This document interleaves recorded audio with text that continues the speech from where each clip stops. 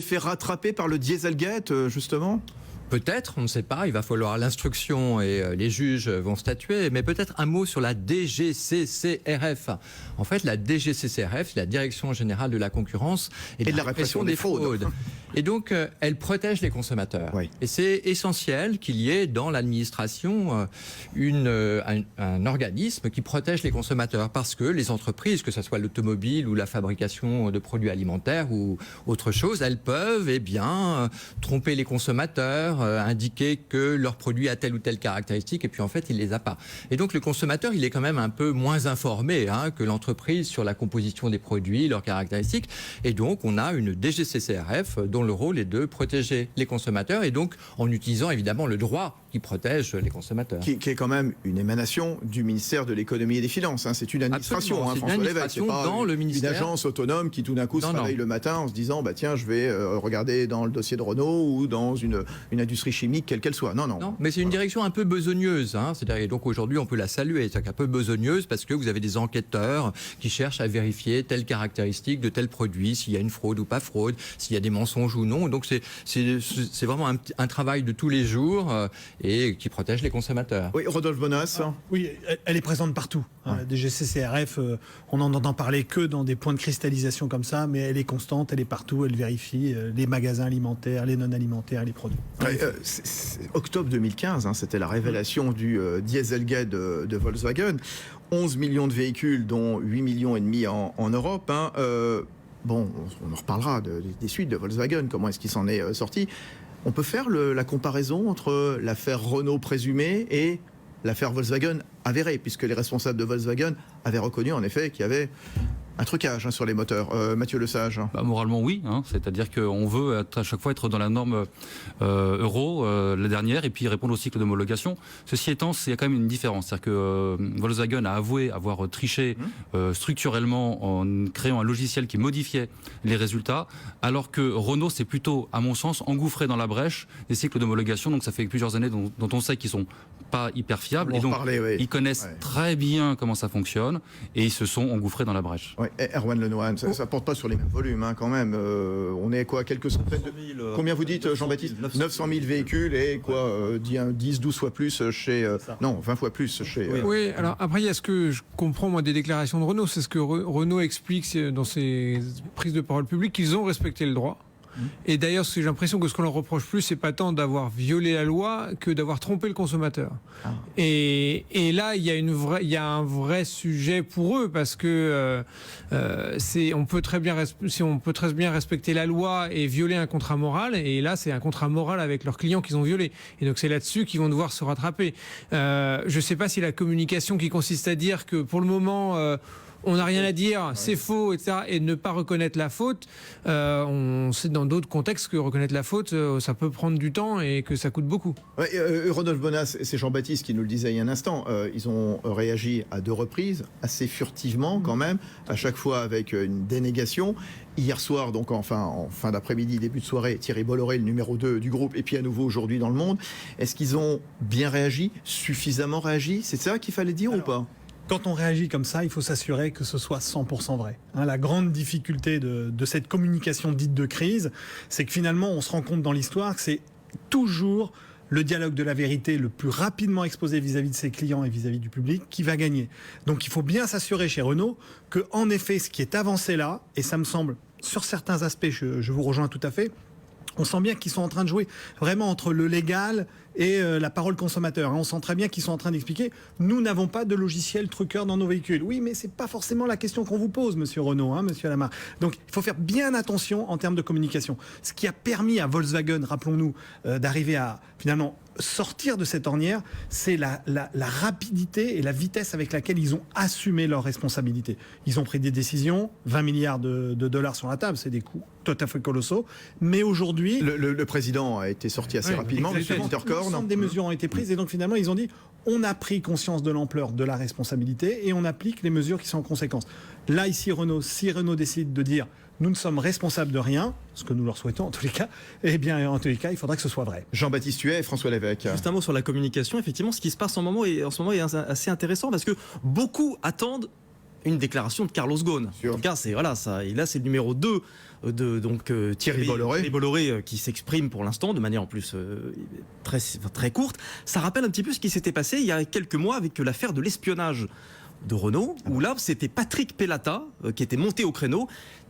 Carlos Ghosn, alors après, était intervenu, mais était resté en retrait. Et Patrick Pellata avait été le fusible à l'époque. Patrick Pellata avait démissionné un petit peu. Attendez, là, vous êtes en train de prédire des jours mauvais pour M. Bolloré. En tout cas, en termes de communication, je vois que c'était Patrick Pellata à l'époque qui était monté au créneau pour l'espionnage. Là, c'est encore Thierry Bolloré qui monte au créneau. Ouais. Carlos Ghosn, on peut observer qu'il est toujours en retrait. Enfin, pour le coup, voilà. François Lévesque. Oui, il y a 2 grandes différences avec le cas Volkswagen et le parallèle est vraiment intéressant. Première différence, c'est que pour Renault, pour l'instant, les faits ne sont pas avérés, alors que pour Volkswagen, c'est très clair. Deuxième différence, Volkswagen vendait beaucoup de voitures aux États-Unis. Et aux États-Unis, s'il y a 20 milliards de dollars qui ont dû être dépensés par Volkswagen, c'est parce qu'aux États-Unis, le droit est différent, la force du droit est différente et les dommages peuvent être réclamés avec une plus grande efficacité qu'en Europe. Il a raison. Donc ça devrait coûter moins cher, toute chose égale par ailleurs, si les faits étaient avérés, et même si on avait le même nombre de véhicules, ce qui n'est pas le cas, ça devrait quand même coûter beaucoup moins cher à Renault parce qu'ils vendent peu de véhicules aux États-Unis. Parce que la question qu'on peut se poser également, pour l'instant on n'a pas la réponse, c'est quid des États-Unis où Nissan est très présent, à la différence de Renault justement, et on sait évidemment que l'Amérique elle est extrêmement sévère, comme le rappelait François Lévesque. Rodolphe. Exactement, et ça s'est traduit aussi sur le cours de bourse. Rappelons-nous, Volkswagen moins 40%. Donc là on voit bien que chez Renault on a des soubresauts, mais on a déjà pris la mesure finalement de l'ampleur sur finalement un marché qui est dit local pour Renault. Mathieu Lesage. Pardon, mais sur la communication, j'ai trouvé qu'ils avaient été un peu meilleurs l'année dernière en fait, quand le poteau rose avait été un peu dévoilé, comme c'était en plein, c'est pas pendant le Dieselgate, mais c'était assez frais, c'était au mois d'octobre 2015, et là on était en janvier 2016, il s'est passé 2-3 mois, et vraiment les doigts dans le pot de confiture.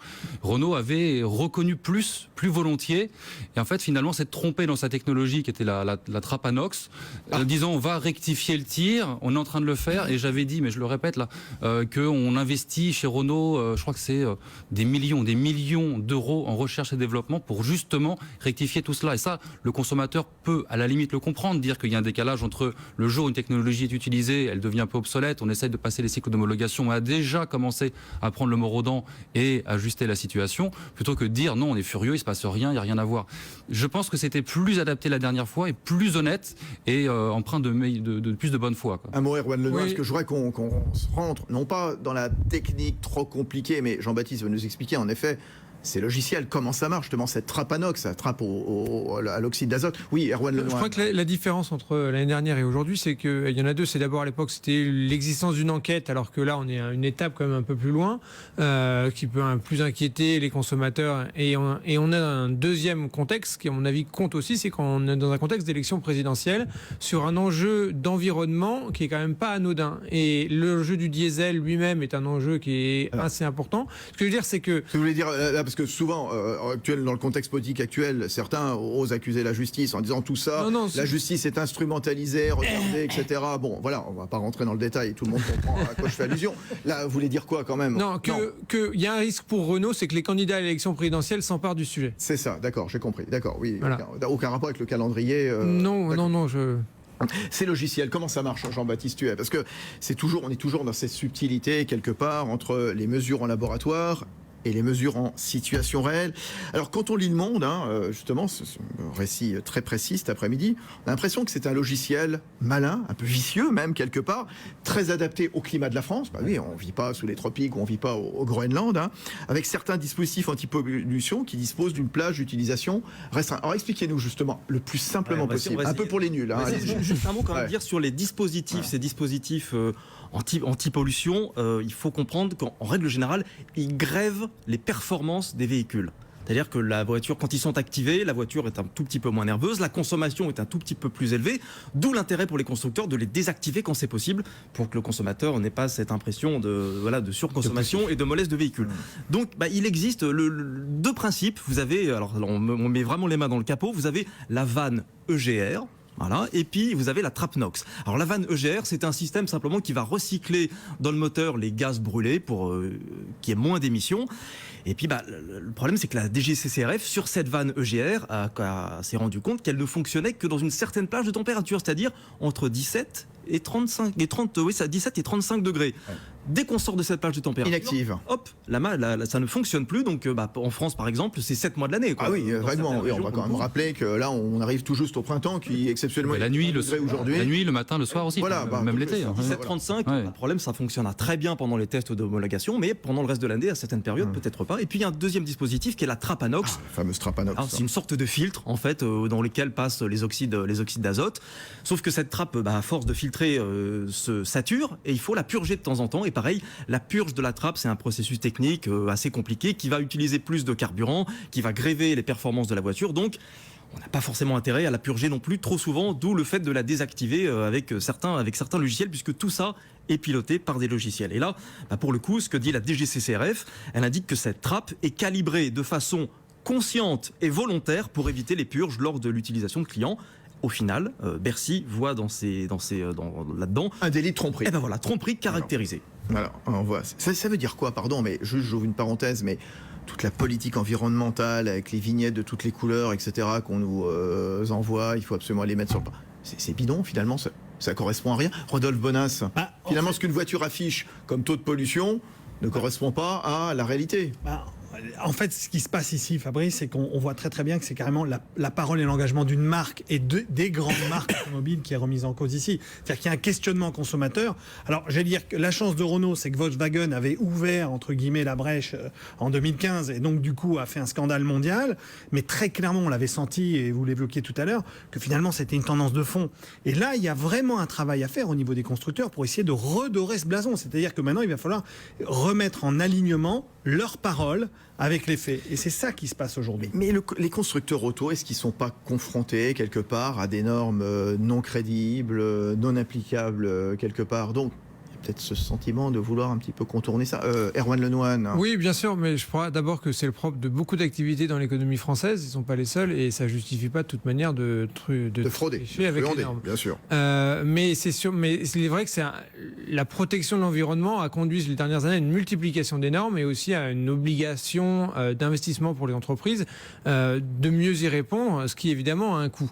Ce qui est vrai, pour rejoindre ce que vous disiez à l'instant, c'est que pour Renault, il y a un enjeu énorme pour mettre de paroles trahies. Et ce qui est intéressant pour revenir sur Volkswagen, c'est que Volkswagen s'en est pas si mal sorti que ça. Parce que si j'ai bien compris, l'année dernière, ils sont passés numéro 1 mondiaux, ils ont réalisé des profits records. Alors, le groupe Volkswagen, la marque Volkswagen, je crois, a plutôt stagné, mais ils ont plutôt un peu décliné, mais ils s'en sont très bien sortis, avec notamment un discours qui a été de dire maintenant, on a compris, on a fait une faute, ce qu'on a fait avant était pas moral, pas légal, maintenant on va changer. Et ils ont investi énormément, même médiatiquement, dans ce créneau de la voiture propre. Ouais, c'est vrai, François Lévesque, je rebondis sur ce que disait Erwan Lenoine, sous la pression des écolos notamment, est-ce qu'on n'a pas fait voter partout des normes impossibles à tenir ? Celle-là, non. C'est-à-dire qu'il y a des constructeurs qui ont réussi à atteindre ces normes de façon vertueuse, ou en tout cas... et du coup, le problème, c'est un problème de coût. De coût, c'est-à-dire que être conforme à la norme sans la circonvenir... eh bien, ça coûte plus cher, votre véhicule, ça coûte plus cher. Il y a des dispositifs qui marchent mieux, c'est-à-dire qui dégradent moins la qualité du véhicule, enfin les autres performances du véhicule, mais c'est plus cher.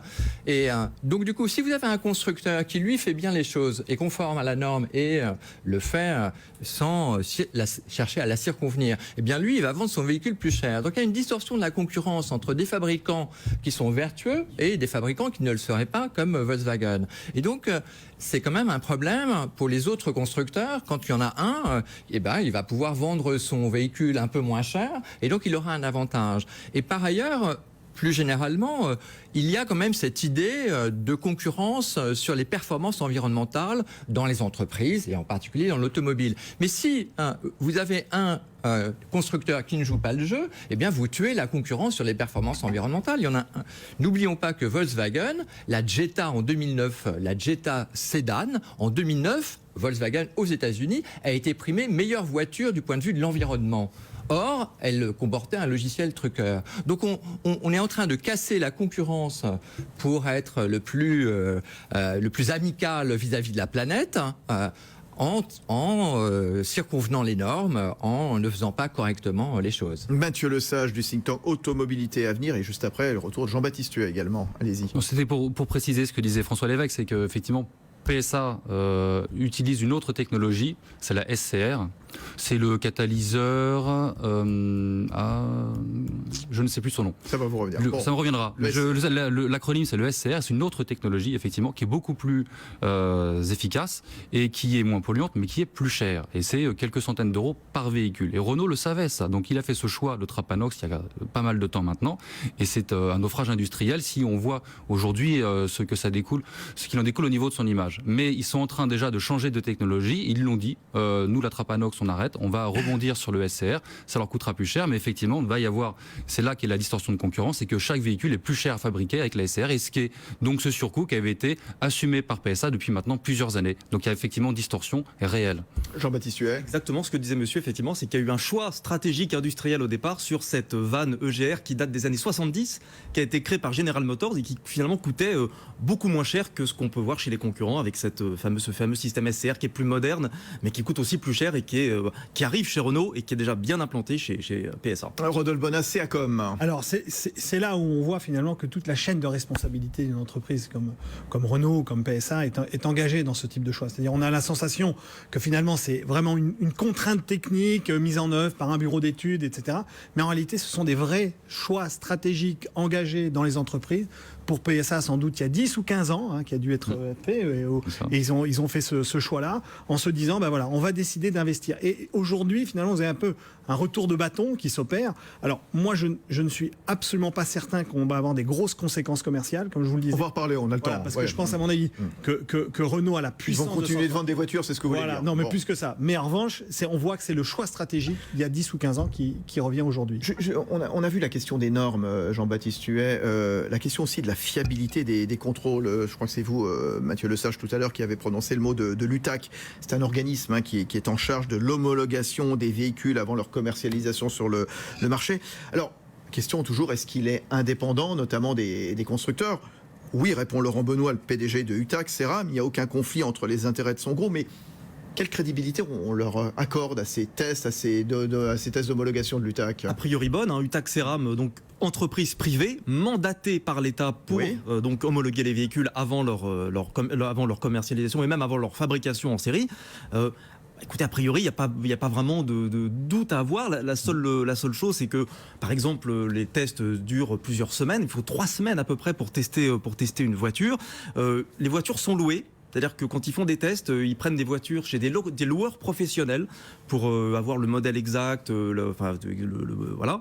Mais a priori, il y a, par exemple, dans le cas de Volkswagen, ils savaient ou pas l'UTAC, par exemple ? Ils vous disent non parce que les tests étaient faits, on en reparlera peut-être tout à l'heure, mais non parce que les tests étaient faits en Allemagne. Alors justement, la question que je me pose aussi, est-ce qu'une homologation refusée dans un État membre de l'Union européenne, finalement, est-ce qu'elle peut être accordée plus facilement dans un autre ? Parce que c'est ce que vous avez expliqué, vous avez enquêté justement, il n'y a vraiment aucune cohérence, aucune unification dans les normes, dans les certifications. Il y a des petites différences entre pays, c'est-à-dire qu'à la différence des États-Unis où tout est administré de manière centrale par l'Agence de protection de l'environnement, chez nous ça se fait en France, ça se fait en Allemagne, ça se fait en Italie, tout le monde fait un petit peu les affaires dans son coin, et d'ailleurs c'est un projet qui est en cours au Parlement européen que d'essayer d'unifier un petit peu toutes ces normes pour les rendre un petit peu plus transparentes. Alors un mot, François Lévesque, parce qu'on va se retrouver dans un instant avec cette question, est-ce que Carlos Ghosn savait ? À moins qu'il soit dans le viseur de quelqu'un, je ne sais pas. Allez-y. Donc sur la décision stratégique d'une entreprise et donc de son dirigeant, lorsqu'il y a une réglementation compliquée, c'est Est-ce que je cherche des trous dans cette réglementation ? Il y a toujours des trous dans les réglementations compliquées. Et donc, est-ce que je vais, le terme est à la mode, trouver le trou de souris qui me permettra d'être conforme à la réglementation à la lettre, mais pas dans son esprit ? Et donc, il y a des efforts d'ingénieurs qui vont être dédiés à circonvenir cette réglementation, ou autre décision stratégique, eh bien, ce n'est pas parce que ce n'est pas interdit que c'est autorisé, et donc je me conforme à l'esprit de la réglementation. Et ça, c'est vraiment une décision stratégique d'entreprise. Bon, on va retrouver les décodeurs de l'écho passionnant ce soir encore sur BFM Business, à la télé, à la radio, l'affaire Renault, l'affaire présumée Renault, donc de trucage des moteurs diesel. À suivre, à tout de suite. Les décodeurs de l'écho sur BFM Business. Bon, vous le savez, hein, c'est la grosse affaire et ça a fait plonger le titre Renault 2 jours de suite. Hein, Bercy, la DGCCRF, la répression des fraudes et puis la justice qui accuse Renault eh bien, d'avoir trompé ses clients sur le véritable niveau de pollution de ses moteurs diesel grâce à un logiciel justement qui aurait été mis en place. Voilà, on parle clairement du dispositif frauduleux érigé en système depuis 25 ans, voilà, depuis le début des années 90, depuis le lancement de la Clio, justement.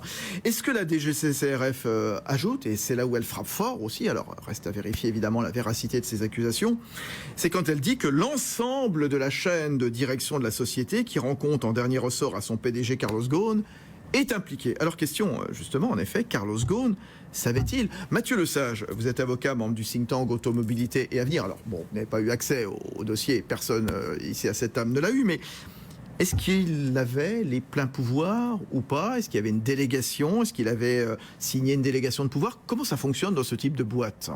Alors, déjà, il est arrivé à la tête de Renault après que les décisions ont été prises. En 2005, hein, puisqu'avant c'était Louis Schweitzer notamment qui avait pris les rênes de Renault de mémoire dans 92. Hein, puis avant c'était Raymond Lévy, mais enfin bon, voilà. A priori, les grandes décisions stratégiques ont été prises avant que Carlos Ghosn arrive. Après, ce qu'il savait, je ne sais pas. Je ne peux pas vous dire quoi que ce soit là-dessus. Ensuite, j'ai lu dans un article aujourd'hui, effectivement, c'est peut-être celui du journal Libération, il me semble, qu'il n'y ait pas de...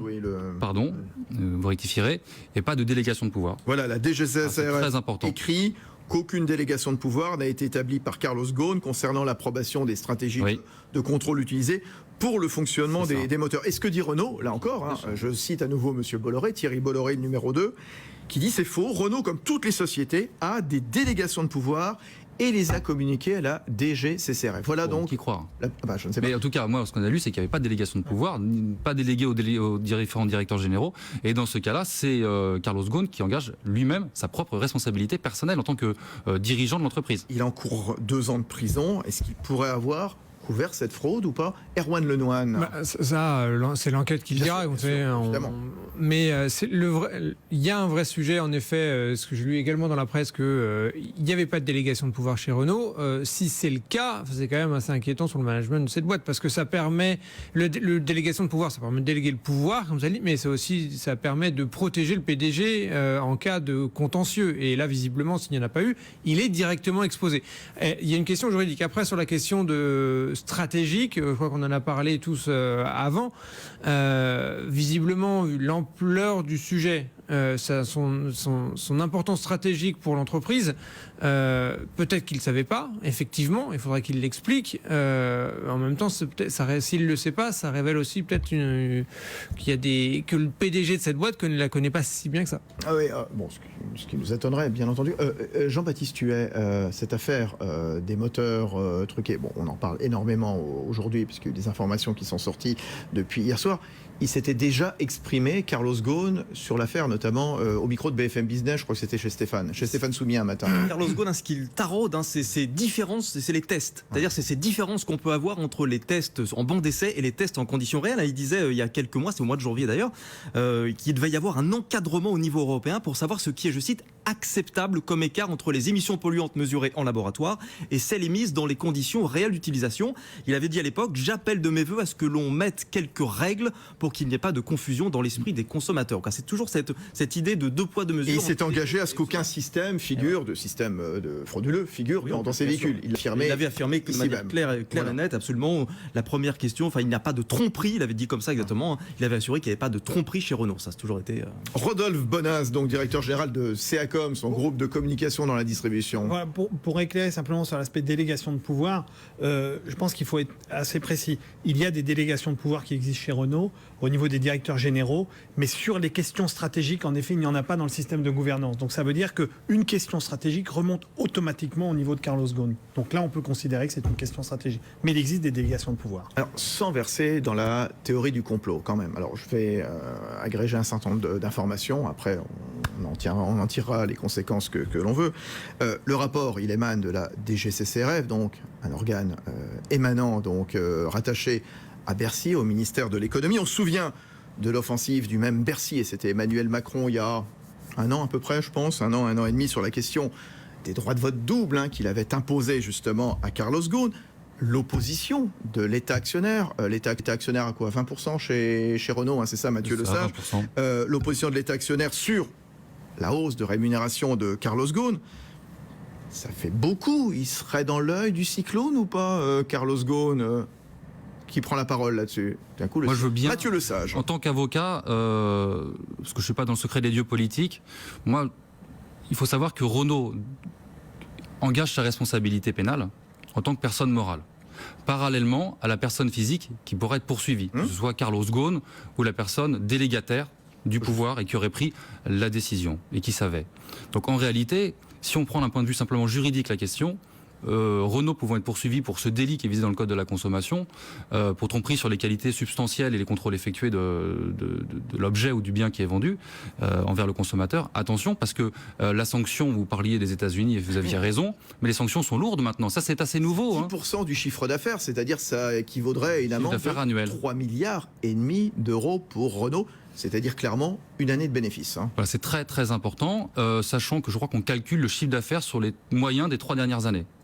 Et le chiffre d'affaires en 2016 a été important pour Renault. C'est une très bonne année pour la régie. Donc attention, d'un point de vue strictement industriel, je ne pense pas que l'État ait intérêt à aller chercher Renault et à l'asticoter. Après, quant au contentieux personnel entre éventuellement Emmanuel Macron, Carlos Ghosn ou d'autres personnes, ça peut être existant, mais d'un point de vue juridique et d'un point de vue industriel, je ne pense pas que ce soit l'intérêt de l'État. Ouais, on n'est pas dans les coulisses de Bercy. Erwan Lenoir. Oui, non, c'est pour rejoindre ce qui vient d'être dit. C'est-à-dire que, effectivement, la DGCCRF est un service de Bercy. Bon, la DGCCRF a quand même une crédibilité qui est remise en cause par personne. Elle n'est pas indépendante, mais sa crédibilité ne fait pas question.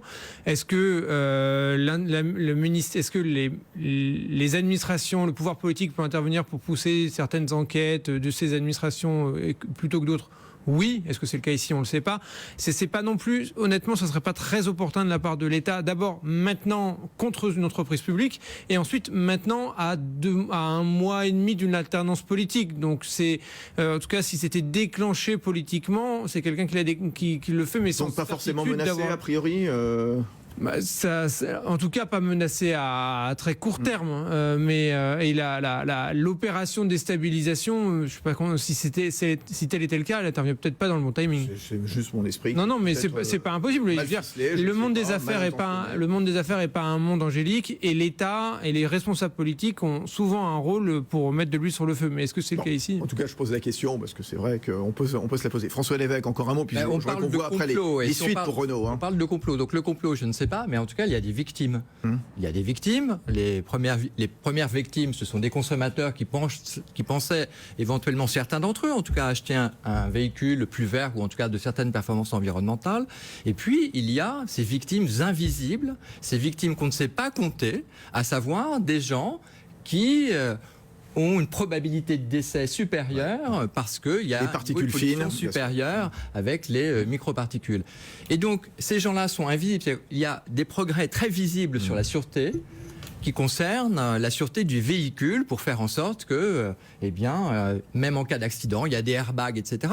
Et s'il y a des airbags qui sont défectueux, les véhicules sont retirés, repris. bien sûr. Ouais. Mais il y a ces victimes invisibles, et heureusement qu'il faut qu'il y ait une DGCCRF ou d'autres, ou le droit aussi, qui cherchent à les protéger, ces victimes invisibles qui vont souffrir de la population. J'ai compris... De la pollution. De la pollution, pardon. J'ai compris qu'il y aurait un risque plus élevé de décès ou d'un certain nombre de maladies, mais on n'arrive pas à comptabiliser les morts. Et ça, c'est un problème, parce que sinon, évidemment, les constructeurs feraient sans doute plus d'efforts en cette matière. C'est pour ça que 3 juges d'instruction du pôle santé du tribunal de Paris ont été nommés. Mathieu Lesage, parce que c'est vrai que l'incrimination, elle porterait sur quoi? Tromperie du consommateur, impact sur la santé, fraude technique. Tout ça. C'est tout ça en même temps. Tout ça à la fois, c'est-à-dire le consommateur, celui qui a acquis le véhicule, effectivement, par exemple, vous parliez rapidement des vignettes automobiles depuis le début de l'année dans les ZCR. Là, l'acronyme, j'en connais le sens, c'est les zones à circulation restreinte, je me rattrape, mais en réalité, vous ne pouvez pas circuler avec tout véhicule en fonction des différentes normes Euro dans toutes les ZCR. Et si votre véhicule Renault, alors on va aller un petit peu loin, mais votre Clio 4, par exemple, est abaissée de norme à une norme inférieure, elle pourra peut-être plus accéder à la ZCR auquel elle pouvait accéder auparavant. Donc, votre véhicule peut voir éventuellement sa cote diminuer et vous, à la revente, perdre de l'argent. Vous pourriez éventuellement subir un préjudice économique et attaquer Renault par ce biais. Et le constructeur, donc, dans cette affaire, risque gros, hein, les actions juridiques de groupe, les actions d'individus isolés, de consommateurs également. C'est un risque considérable pour l'entreprise. C'est un risque considérable à ce niveau-là. En plus de l'amende, donc, qu'il encourrait, on le disait, 10% du chiffre d'affaires. Oui, on sait que Volkswagen avait été attaqué par de nombreux consommateurs et acheteurs de véhicules de cette société. Donc, les actions sont en cours. En réalité, en France, effectivement, je pense que les acheteurs de Clio pourraient se réunir sous l'égide d'une association puis attaquer directement Renault. L'homme qui connaît bien la consommation, la distribution, Rodolphe Bonas, outre les sanctions pénales, quelles conséquences alors pour Renault, pour la marque? On a parlé de son président, bien sûr, pour son image, pour la confiance des clients, si cette affaire est avérée? Alors, si cette affaire est avérée, d'abord, il faut en prendre la mesure. C'est-à-dire, c'est toujours une histoire de mesure. C'est-à-dire que si la mesure est trop sous-dimensionnée au vu du consommateur, d'accord, on peut avoir une traînée. C'est-à-dire, ça va durer un petit moment. En revanche, si vous en prenez clairement la mesure, on s'en souvient. Souvenez-vous du scandale de Mattel, par exemple, qui avait rappelé des jouets et qui avait fini à la fin par faire cette fameuse campagne Vos enfants sont nos enfants, et qui a finalement relancé le chiffre d'affaires de cette maison. Donc, ça veut dire que rien n'est impossible, même quand on vit des drames comme ceux de Volkswagen ou Renault. Le seul point, c'est la manière dont vous allez gérer la crise. Et c'est ça vraiment l'enjeu qu'il y a devant Renault, c'est de se dire, attendez, est-ce que je suis responsable, oui ou non? Si oui, je prends les devants vis-à-vis des consommateurs. Et c'est ça l'enjeu. Et il faut l'assumer. Et c'est ça le plus difficile. Vous parliez des retours, rappelons-nous, Volkswagen a versé près de 5 000 € de dédommagement à sa consommateur américain. C'est quand même assez considérable. Et l'image de Volkswagen, finalement, n'a pas été plus écorné que ça. Aux États-Unis, oui. Aux États-Unis, oui. Le nombre de l'image de constructeurs polluants, ça lui colle toujours à la peau. Et il y a eu une chute très brutale et de la marque Volkswagen. De la marque Volkswagen. Le groupe Volkswagen a fait une année record en 2016, mais les véhicules Volkswagen ont eu un léger repli de 0,6%, lié entre autres aux investissements de communication pour arriver à raconter une histoire inversée. Je comprends. Erwan Lenoir. Non, après c'est juste un détail, mais à la différence de Volkswagen, Renault a normalement eu le temps de préparer sa réponse de communication, puisque ça fait plus d'1 an qu'ils savent que ça va tomber à un moment. Voilà. Donc on va voir dans les prochaines heures comment ils gèrent, mais normalement ça ne devrait pas être improvisé. Renault va-t-il galérer pour revenir dans la course ou pas, Mathieu Lesage? Je pense pas tant que ça. Non. Oh non, déjà Volkswagen n'a pas tant galéré que ça. Finalement, Renault, moi je pense, devrait vraiment communiquer sur le fait qu'ils ont déjà acté de leur retard et de leur erreur technologique ou industrielle, et qu'ils ont déjà mis l'argent sur la table, comme je l'avais dit, pour rectifier le tir. Attention quand même, parce que on parle de 4 véhicules Renault, pas tous.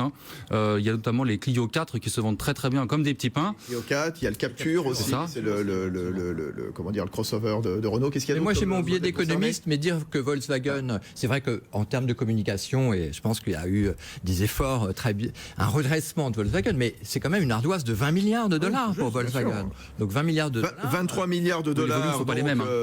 C'est quand même quelque chose. Les amendes, les indemnisations en class action, le rappel des voitures incriminées, le dommage commercial. C'est vrai que l'addition est très lourde. Tout de même, on a le sentiment quand même, puisque tous les constructeurs ne sont pas coupables. Est-ce que c'était prévisible? Volkswagen, PSA, Fiat, peut-être Renault, j'ai envie de dire tous pourris, non?